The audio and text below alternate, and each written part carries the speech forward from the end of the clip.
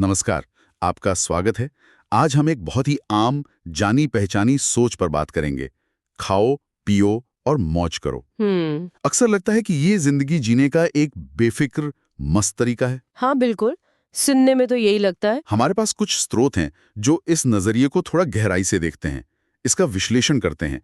तो आज हम यही समझना चाहते हैं कि क्यों सिर्फ आज के सुख पर, मतलब फौरी खुशी पर ध्यान देना लंबे समय में शायद सही ना हो। और इसके पीछे का विज्ञान क्या कहता है, मनोविज्ञान क्या है। हाँ बिल्कुल। तो ये सोच है क्या असल में?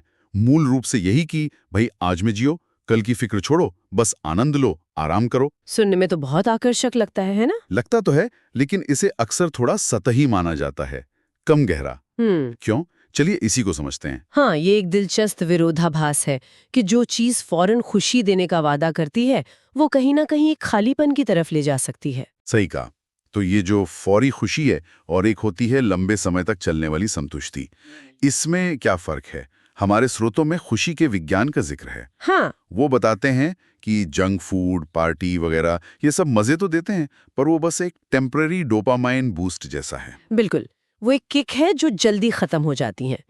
असली जो टिकाऊ खुशी होती है ना, उसका ताल्लुक अक्सर किसी उद्देश्य से होता है, अपने विकास से, जीवन में कोई मतलब ढूंढने से होता है। अच्छा। हार्वर्ड का वो मशहूर अध्ययन है ना, 75 साल वाला, हाँ, सुना है उसके बारे में। वो भी तो यही कहता है। जिन लोगों के जीवन में गहरे रिश्ते थे, कोई सार्थक काम था, वो ज्यादा संतुष्ट पाए गए, उनसे ज्यादा जो बस सुख के पीछे भाग रहे थे। मतलब सिर्फ मजे करना ही सब कुछ नहीं है। और शायद इसका एक दूसरा पहलू पछतावा भी हो सकता है। हाँ, ये बिल्कुल मुमकिन है।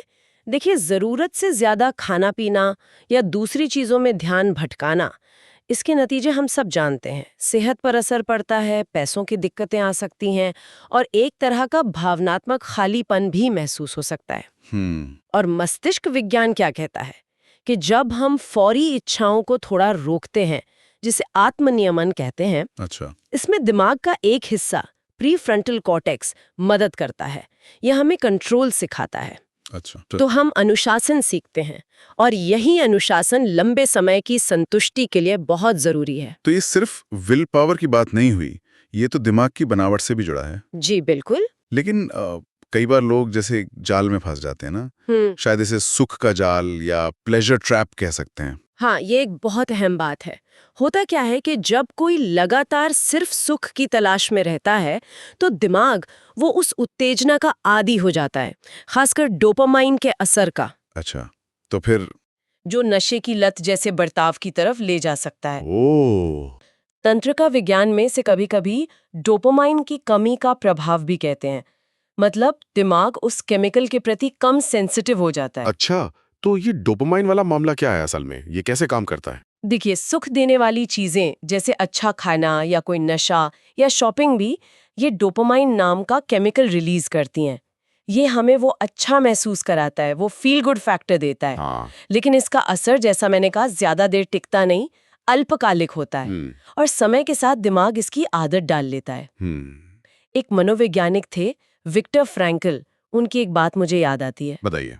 उन्होंने कहा था कि खुशी का पीछा नहीं किया जा सकता, वो तो एक उद्देश्यपूर्ण जीवन जीने का नतीजा है, एक बाय प्रोडक्ट है।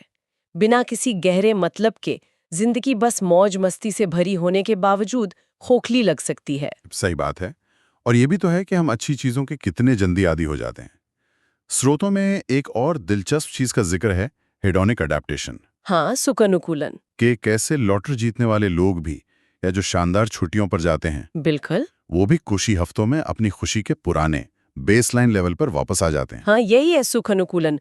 मूल रूप से हम अच्छी या बुरी दोनों तरह की परिस्थितियों के अभ्यस्त हो जाते हैं।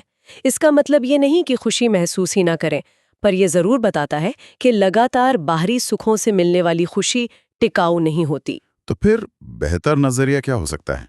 अगर खाओ पियो मौज करो पूरी कहानी नहीं है, तो फिर क्या है? शोध एक ज्यादा संतुलित, बैलेंस्ड अप्रोच की तरफ इशारा करते हैं। शायद ये कुछ ऐसा हो सकता है कि अभी थोड़ी मेहनत, बाद में सुकून, या फिर खुशी भागने में नहीं बल्कि मतलब ढूंढने में है। मतलब संतुलन साधना। हाँ, बात संतुलन बनाने की है। वर्तमान का आनंद लेना जरूरी है, लेकिन भविष्य की सेहत, रिश्ते, अपने लक्ष्य, इनको नजरअंदाज किए बिना। बिल्कुल सही। तो अंतिम सीख शायद यही निकलती है कि जीवन के सुखों का संयम में आनंद लेना ठीक है, जरूरी भी है, पर सिर्फ उन्हीं पर आधारित जीवन वो शायद अंत में अधूरा महसूस हो सकता है। हाँ, मनोविज्ञान और तंत्रिका विज्ञान दोनों यही कह रहे हैं कि असली संतुष्टि शायद विकास करने में है, दूसरों से जुड़ने में है, एक उद्देश्य रखने में और थोड़ा अनुशासन बनाने में ज्यादा मिलती है। बिल्कुल। तो संक्षिप्त में कहें तो हमने देखा कि कैसे फौरी सुख पर बहुत ज्यादा जोर देना हमें लंबे समय की खुशी और एक मतलब भरी जिंदगी से दूर ले जा सकता है।